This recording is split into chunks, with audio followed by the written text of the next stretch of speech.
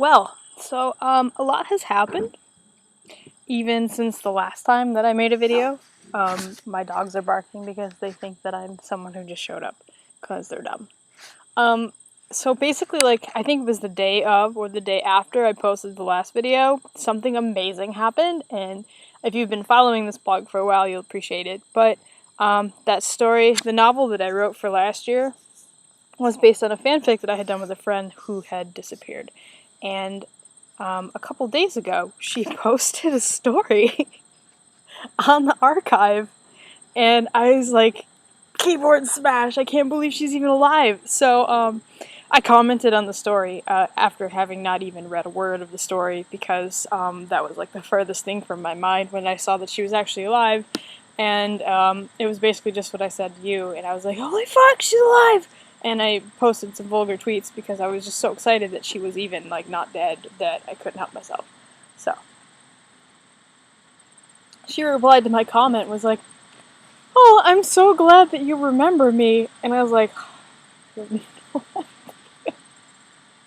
so she gave me her new email address, and I contacted her, and I told her all the lengths I went to try to find her, because if you remember, I was borderline about to call the German police and inquire, because I thought she was a missing person, and I might have been one of the last people to know where she was headed, because she went on vacation to Cyprus, and that was when I stopped hearing from her. So in my head, I was like, she's kidnapped, she's murdered, she's done for, and so I was going to try to inform the police, but I don't know German. I figured there was no possible way.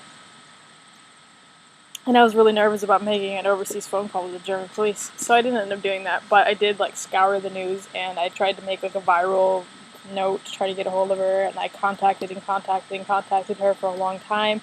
I Google image searched her face, I did all kinds of crazy shit trying to find her, and then eventually I just had to accept that she was probably dead, and I was never going to hear from her again. And that was why ultimately I went forward with trying to write the novel.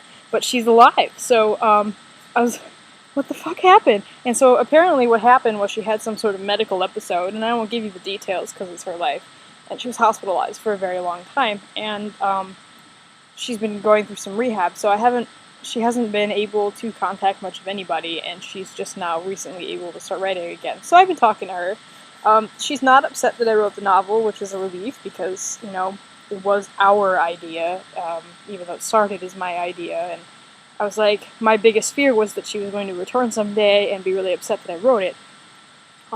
So she was not upset, and she was very interested to see what I had done with it, and so she's plugged through a whole bunch of my fanfics already, just to see what I was up to, and I sent her a copy of the novel that I wrote, so she's reading it now.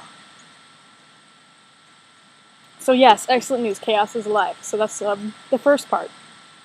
And really it's a much bigger deal than I can convey in this video, because it was 18 months since I heard a peep from her, and I honestly believed that something horrible had happened and I was never going to hear from her again. So a lot of lost internet friend stories don't end up happily this way, so I'm quite pleased. More on that some other day, I guess. Right now it's just an email chain back and forth. She's looking at possibly getting Skype, so we may end up finishing that fiction someday. I don't know. I don't know how much she can handle writing right now, so it might be a long time.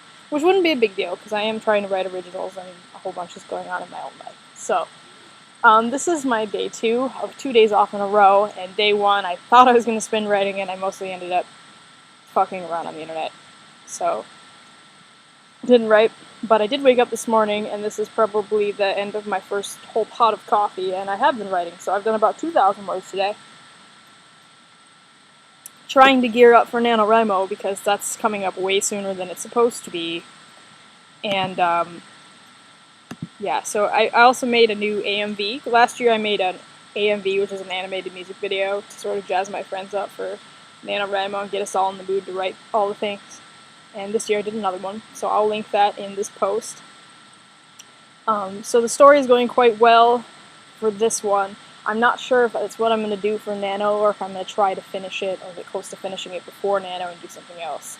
Kind of pantsing it this year. Last year I went in with a plan and a structure and a spreadsheet and a chapter outline and everything, and I was really prepared to write that one. And I also had about 60,000 words of it already done. So this year is going to be a little bit different in terms of that.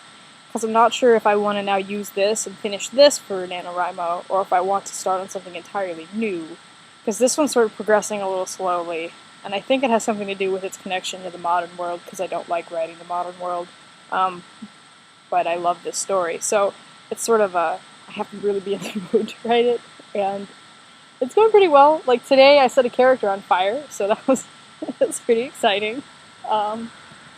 But the other one that I want to write, well, I have a couple that I want to write, let's be honest. I have like a dozen that I want to write. But the other one that I'm feeling very strongly about, oh, there's two, but I'm not going to tell you about the second one because it's fucked up, and even I think so.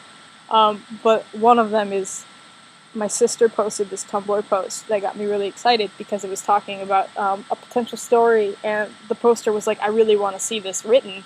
And I read the post, and I couldn't figure out where it had come from at first because my sister sent it to me over the phone.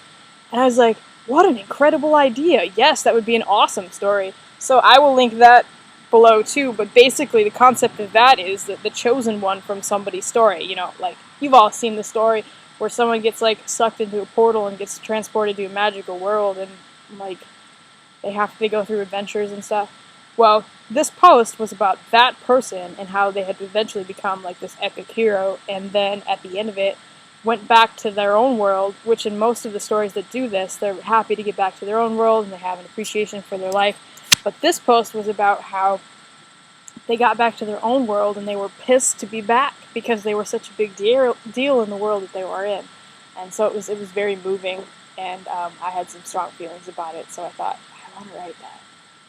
So I'll post that too.